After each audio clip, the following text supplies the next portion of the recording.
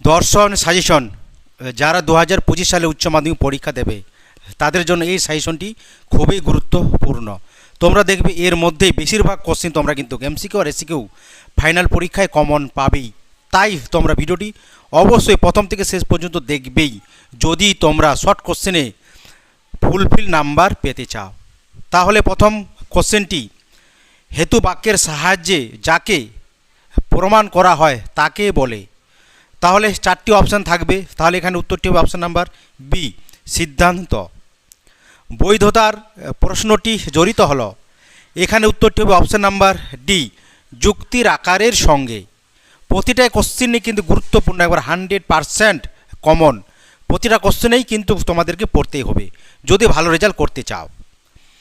আরও যুক্তির সিদ্ধান্ত সব সময়ই, এখানে উত্তরটি হবে অপশান বি, সম্ভাব্য। এখানে কিন্তু বানানগুলি বানানটি ভুল আছে, কিন্তু তোমরা বানানটি ঠিক করে নেবে। কি হবে উত্তরটি বি, সম্ভাব্য।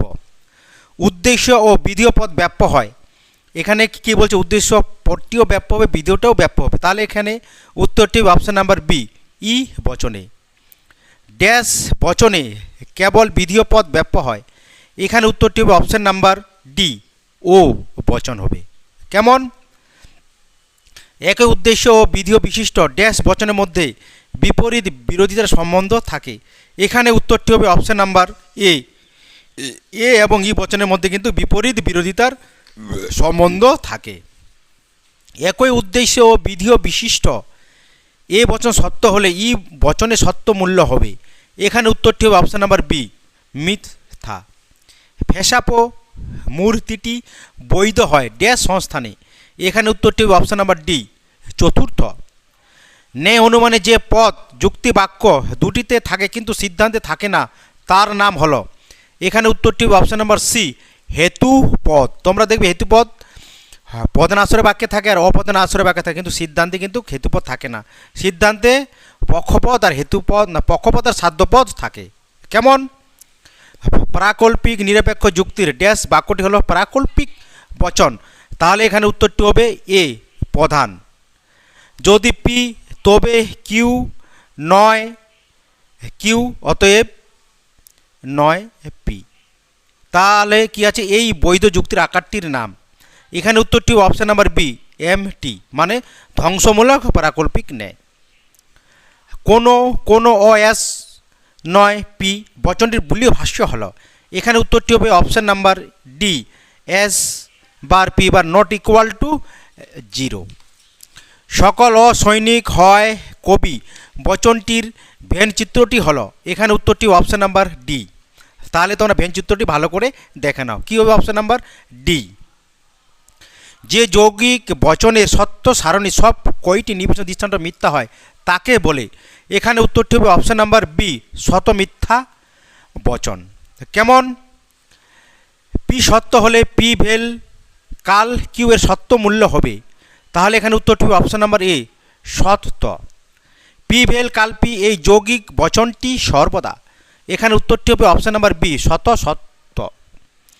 আরও অনুমানের আকারগত ভিত্তি হলো, এখানে উত্তরটি হবে অপশান নাম্বার ডি, প্রকৃতির একরূপতা ও কার্য কারণ নীতি। অপসারণ সংজ্ঞা প্রদান ইত্যাদি হলো ড্যাশ আরও অনুমানের অনুষ্ঠিত প্রক্রিয়া, এখানে উত্তরটি হবে অপশান নাম্বার এ, বৈজ্ঞানিক। আরও অনুমানের সমস্যাটি হলো, এখানে উত্তরটি হবে অপশান নাম্বার ডি, সামান্যীকরণ। কারণ হলো, এখানে উত্তরটি হবে অপশান নাম্বার এ, শর্তের সমষ্টি। শক্তির অবিনশ্বতার সূত্রটি হলো, এখানে উত্তরটি হবে বি, কারণের পরিমাণগত লক্ষণ। ভেজা কাঠে অগ্নিসংযোগ ধূম উৎপাদনের কারণ, এখানে কারণ শব্দটি কোন অর্থে ব্যবহৃত, এখানে উত্তরটি অপশান নাম্বার সি, পর্যাপ্ত আবশ্যিক শর্ত। মিলের ড্যাশ পদ্ধতিতে কারণকে মুখ্যত পরিমাণগত দিক থেকে বিবেচনা করা হয়, এখানে উত্তরটি হবে অপশান নাম্বার সি, সহপরিবর্তন পদ্ধতি। নিম্নোক্ত সাংকেতিক দৃষ্টান্তের ক্ষেত্রে মিলের যে পরীক্ষামূলক পদ্ধতি ব্যবহার করা হয়েছে তা হলো, এখানে উত্তরটি হবে অপশান নাম্বার এ, অন্যই পদ্ধতি। এরপরে আমরা এসিকিউর কোশ্চেনের অ্যান্সারগুলি দেখে নেব। এগুলো কিন্তু খুবই গুরুত্বপূর্ণ, ফাইনাল পরীক্ষার আসার চান্স একবার 100%। তোমরা অবশ্যই এই কোশ্চেনগুলি অবশ্যই মুখস্থ করবেই যদি তোমরা ফিলোসফিতে 90-র উপরে বা 99 বা 100-তে 100 পেতে চাও, এর মধ্যেই তোমরা দেখবে এই সাজেশন থেকেই তোমরা কিন্তু বেশিরভাগ কোশ্চেন কমন পাবেই। যুক্তি কাকে বলে? তাহলে উত্তরটি হবে যুক্তি হলো কতকগুলি বচনের সমষ্টি, যেখানে একটি বচনের সত্যতার অপর এক বা একাধিক বচনের সত্যতার দ্বারা সমর্থিত হয় বা সমর্থিত হয়েছে বলে দাবি করা হয়। তারপরে অভর যুক্তি বলতে কি বোঝো? তাহলে আমরা উত্তরটি লিখব যে যুক্তির ক্ষেত্রে সিদ্ধান্তটি এক বা একাধিক আশ্রয় বাক্য থেকে অনিবার্যভাবে নিশ্চিত হয় এবং সিদ্ধান্তটি কখনোই আশ্রয় বাক্য থেকে বেশি ব্যাপক হয় না, তাকে অভর যুক্তি বলে। কোনো কোনো মানুষ হয় বিচার বুদ্ধি সম্পূর্ণ, বচনটির অধীন বিপরীত বিরোধী বচন উল্লেখ করো। এখানে আমরা উত্তরটি লিখব এইরকম, আই দিয়ে কোনো কোনো মানুষ হয় বুদ্ধিবৃত্তি সম্পূর্ণ জীব, ও দিয়ে কোনো কোনো মানুষ হয় বুদ্ধিবৃত্তি সম্পূর্ণ জীব। অধীন বিপরীত বিরোধিতার একটি দৃষ্টান্ত দাও। তাহলে আমরা উত্তরটি কী লিখব? আই দিয়ে কোনো কোনো চতুষ্পদ হয় পোষ্য প্রাণী, ও দিয়ে কোনো কোনো চতুষ্পদ নয় পোষ্য প্রাণী। বিরুদ্ধ বিরোধের একটি দৃষ্টান্ত দাও। তাহলে আমরা উত্তরটি লিখব বিরুদ্ধ বিরোধিতা, এ দিয়ে সকল ফুল হয় সুগন্ধযুক্ত, ও দিয়ে কোনো কোনো ফুল নয় সুগন্ধিযুক্ত। আবর্তনের ব্যাপ্যতা সংক্রান্ত নিয়মটি কি? তাহলে আমরা উত্তরটি লিখব আবর্তনের ব্যাপ্যতার সংক্রান্ত নিয়মটি হলো যে পদ আশ্রয় বাক্য ব্যাপ্য নয় তা কখনো সিদ্ধান্তে ব্যাপ্য হতে পারবে না। সকল মানুষ হয় অপূর্ণ জীব, বচনটির বিবর্তিত বচন কি? তাহলে আমরা উত্তরটি লিখব এ দিয়ে সকল মানুষ হয় অপূর্ণ জীব বিবর্তনীয়, ই দিয়ে কোনো মানুষ নয় পূর্ণজীব বিবর্তিত। ধ্বংসমূলক বা ধ্বংসনাত্মক প্রাকল্পিক নের অপ্রধান আশ্রয় বাক্য পূর্বককে অস্বীকার করে সিদ্ধান্তে অনুকে অস্বীকার করা হলে পূর্বক অস্বীকার জনিত দোষ বলে। তাহলে এখানে কোশ্চেনটি কি? পূর্ব অস্বীকার জনিত দোষ কখন ঘটে? এটা কিন্তু কোশ্চেন, আমি কিন্তু উত্তরটি তোমাদেরকে আগেই বলে দিয়েছি। ওকে, গঠনমূলক প্রাকল্পিক নের এমপি আকারে একটি দৃষ্টান্ত দাও। তাহলে আমরা উত্তরটি লিখব এইরকম, এমপি আকারে দৃষ্টান্ত হলো যদি পি তবে কিউ, এমন নয় এমন যে পি অতএব এমন যে কিউ। বৈকল্পিক বচন কাকে বলে? তাহলে আমরা উত্তরটি লিখব যার সাপেক্ষ বচনে অন্তত পক্ষে দুটি বিকল্প থাকে এবং সেই দুটি বিকল্পকে হয় না হয় বা ওই জাতীয় শব্দ দিয়ে যুক্ত করা হয় তাকে বৈকল্পিক বচন বলে। নিজের বচনটিকে ভেনচিত্রে প্রকাশ করো। সকল দার্শনিক হয় জ্ঞানী। তাহলে আমরা উত্তরটি লিখব সকল দার্শনিক হয় জ্ঞানী, এ বচন এটা।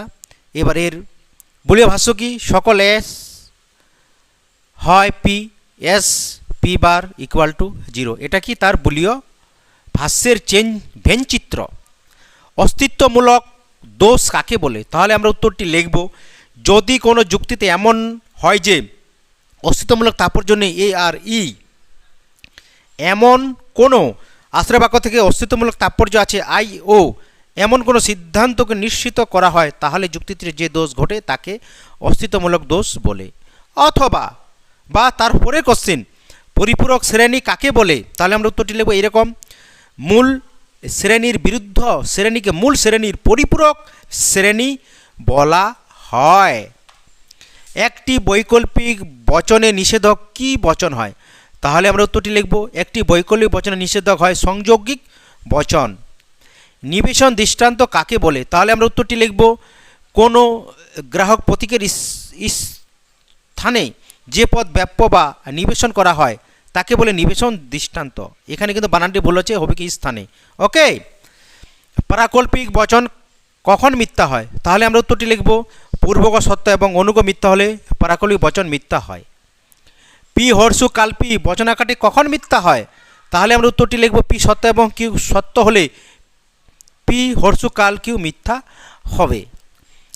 বৈকল্পিক আরও অনুমানের সংজ্ঞা দাও। তাহলে তা আমরা উত্তরটি লিখব প্রকৃতির একরূপতার নীতি ও কার্যকারণ নিয়মের উপর আস্থা রেখে কয়েকটি বিশেষ ঘটনার পর্যবেক্ষণের ভিত্তিতে একটি সামান্য সংশ্লেষ বচন প্রতিষ্ঠা করার পদ্ধতিকে বৈজ্ঞানিক আরও অনুমান বলে। অবৈজ্ঞানিক আরও অনুমানকে লৌকিক আরও বলা হয় কেন? তাহলে আমরা উত্তরটি লিখব অবৈজ্ঞানিক আরও অনুমানে কার্যকারণ সম্বন্ধ নির্ণয় না করে কেবলমাত্র অবাধ অভিজ্ঞতার ভিত্তিতেই সাধারণ মানুষ সার্বিক সংশ্লেষক বচনকে সিদ্ধান্ত হিসাবে গঠন করে থাকে তাই একে লৌকিক আহারও বলা হয়। প্রকৃতির একরূপতা নীতি কাকে বলে? তাহলে আমরা উত্তরটি লিখব, প্রকৃতি সম অবস্থায় সম আচরণ করে, অর্থাৎ একই অবস্থায় প্রকৃতির আচরণ এই রূপ বা একই রূপ হবে, এটি হলো প্রকৃতির একরূপতা নীতি। উপমা যুক্তির ভিত্তি কি? তাহলে আমরা উত্তরটি লিখব, উপমা যুক্তির ভিত্তি হলো অসম্পূর্ণ সাদৃশ্য। উপমা যুক্তি কাকে বলে? তাহলে আমরা উত্তরটি লিখব, যে আরও অনুমানে দুই বা ততোধিক বস্তুর মধ্যে এক বা একাধিক বিষয়ে সাদৃশ্য লক্ষ্য করে অন্য একটি বিষয়ে তাদের সাদৃশ্য আছে বলে অনুমান করা হয়, তাকে বলে উপমা যুক্তি। পর্যাপ্ত শর্ত হিসাবে কারণের একটি দৃষ্টান্ত দাও। তাহলে আমরা উত্তরটি লিখব এরকম, বিষপান হলো মৃত্যুর পর্যাপ্ত শর্ত, অর্থে কারণ। মিল কিভাবে কারণের লক্ষণ দিয়েছেন?